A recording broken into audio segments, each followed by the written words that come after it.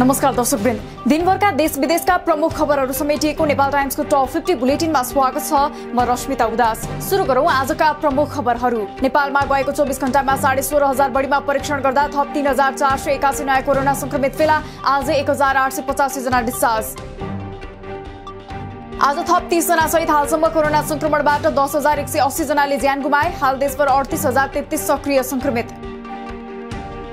कर्णाली प्रदेशमा पहिलो डोज कोभिशिल्ड लगाएका 65 वर्ष माथिका 78,000 ज्येष्ठ नागरिकलाई दोस्रो मात्र एस्ट्राजेनेका खोप लगाइने। खोप अभियान साउन 28 र 29 गते सुर्खेतबाट सुरु हुने। सरकारले त्रिवीले सञ्चालन गरिरहेको परीक्षामा सहभागी विद्यार्थीलाई कोभिड खोप दिने। खोप लगाउन अनिवार्य प्रवेश पत्र साथमा लैजानुपर्ने। शैक्षिक सत्र अवरुद्ध नहुने गरी विद्यार्थीलाई खोपको व्यवस्था मिलाउन माग। देशभरका उत्पादक किसानहरूलाई उच्च प्राथमिकताका साथ कोभिडको खोप र प्रभावितहरूलाई राहतका कार्यक्रम घोषणा गर्न किसानसँग सम्बन्धित विभिन्न छाता संगठनको माग। उखु किसानहरूको बाँकी रकम भुक्तानी गराउन पनि माग। पर्यटकीय गन्तव्यमा अग्रपंक्तिमा खटिएका व्यवसायी, कामदार एवं कर्मचारीलाई 30 दिनभित्र कोरोना खोपको व्यवस्था गर्न पर्यटनसँग सम्बन्धित विभिन्न छाता संगठनहरूको माग। पर्यटन यातायात सञ्चालन नभएको अवस्थामा सवारी कर र आर्थिक वर्ष 76-77 र 77-78 को जरिवाना पूर्ण छुट गर्न पनि माग। डब्ल्युएचओले अघि सार्यो कर्णाली प्रदेशको कमजोर स्वास्थ्य अवस्था सुधार गर्ने योजना। त्यसका लागि कार्ययोजना निर्माण गरिने। महामारीको जोखिम कायमै रहेकाले सबै पक्ष गम्भीर भएर लाग्न अनुरोध। तत्काललाई कोरोना विरुद्धको खोपको क्यूआर कोड सहितको विद्युतीय प्रमाणपत्रको आवेदन लिने कार्य स्थगित। अनलाइन मार्फत भने आवेदन दिन सकिने र आफ्नो प्रमाणपत्र तयार भए नभएको आफैले हेर्न सकिने। लुम्बिनी प्रदेशसभाको विशेष अधिवेशन विरुद्ध परेको रिट संवैधानिक इजलासमा पठाउन सर्वोच्चको आदेश। गम्भीर संवैधानिक व्याख्याको प्रश्न देखिएको उल्लेख। लुम्बिनी प्रदेशका मुख्यमन्त्री शंकर पोखरेलले दिए पदबाट राजीनामा। पोखरेलको राजीनामासँगै विपक्षी गठबन्धनको तर्फबाट माओवादी केन्द्रका संसदीय दलका नेता कुलप्रसाद केसी मुख्यमन्त्री बन्ने निश्चित। मुख्यमन्त्री शंकर पोखरेल विरुद्ध परेको अविश्वास प्रस्तावमाथि छलफलका लागि सुरु भएको लुम्बिनी प्रदेशसभाको विशेष अधिवेशन स्थगित। विशेष अधिवेशन चल्दै गर्दा मुख्यमन्त्री पोखरेलले राजीनामा दिएपछि अधिवेशन स्थगित। बहुमतको नयाँ सरकार गठनका लागि लुम्बिनीका प्रदेश प्रमुख अमित शेषनको आह्वान। बहुमतको सरकार गठनका लागि दाबी पेश गर्न बिहीबार दिउँसो 3 बजेसम्मको समय सीमा। एमसीसी संसदबाट पास गर्नुपर्ने संवैधानिक व्यवस्था नरहेको राष्ट्रसभा सांसद रामनारायण बिडारीको दाबी। एमसीसी संसदमा ल्याउनै पर्ने कारणबारे पूर्व प्रधानमन्त्री ओलीलाई पुष्टि गरेर देखाउन चुनौती। सभामुखलाई अनावश्यक लाञ्छना लगाइएको आरोप। एमसीसीमा राष्ट्रिय सहमति होस् भन्ने चाहना रहेको सभामुख अग्नि सापकोटाको भनाई। राष्ट्रिय सहमति हुन नसके संसदमा भएका दलहरूबीच सहमति हुनुपर्ने र त्यो पनि नभए गठबन्धनका दलहरूबीच सहमति हुनुपर्ने उल्लेख। ठूला भ्रष्टाचार काण्डको छानबिन गर्न सांसद कोमल वलीको सरकारसँग माग। भ्रष्टाचारको कुरा भोट माग्ने माध्यम मात्र बनाइएको भन्दै व्हाइट बडी, अरुण तेस्रो, टनकपुर, बालुवाटार प्रकरण, ओम्नी प्रकरण, आयल निगमको जग्गा खरिद प्रकरण र क्यान्टोनमेन्टको समेत छानबिन गर्न माग। कुलमान घिसिङले बुझे नेपाल विद्युत प्राधिकरणको कार्यकारी निर्देशकको 4 वर्षीय नियुक्ति पत्र। आजै पद बहाली। हितेन्द्र देव साक्यलाई भने सचिवमा जल तथा ऊर्जा आयोगको पूर्णकालीन सदस्यमा 4 वर्षका लागि नियुक्त।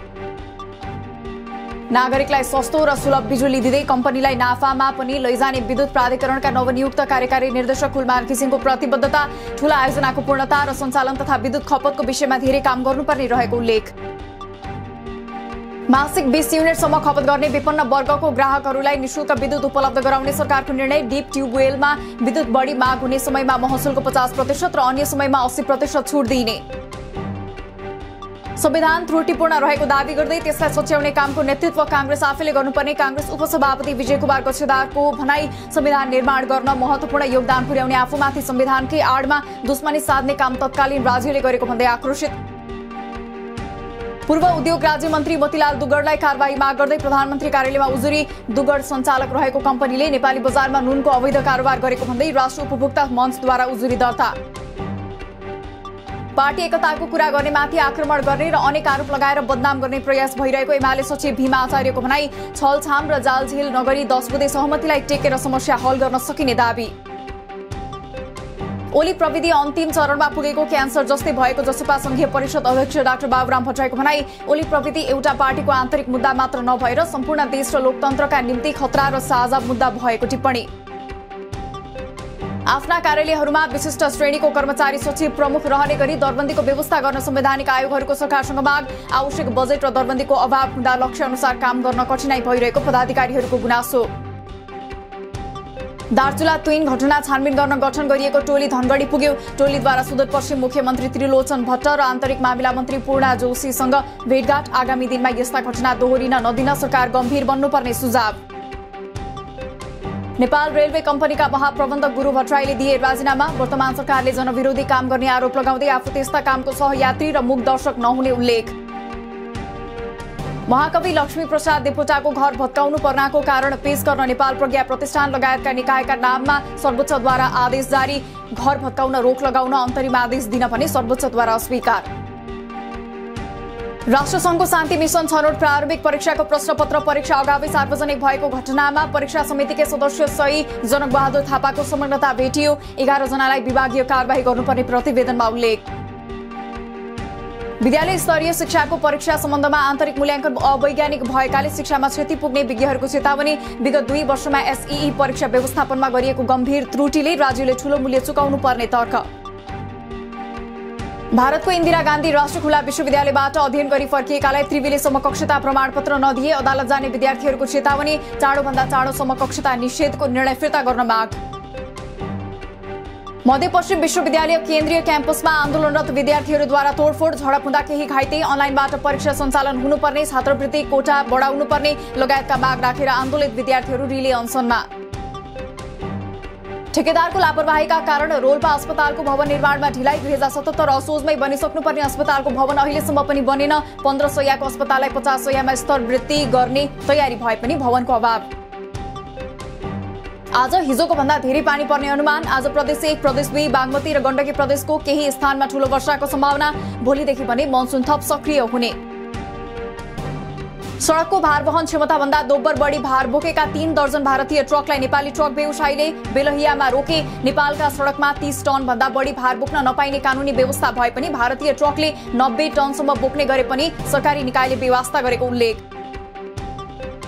सप्तरीको सुरुङ्गा नगरपालिका पोखरियाकी ज्योति पासवानको मृत्यु प्रकरणमा प्रेमी कृष्ण मिश्रा विरुद्ध उजुरी दर्ता।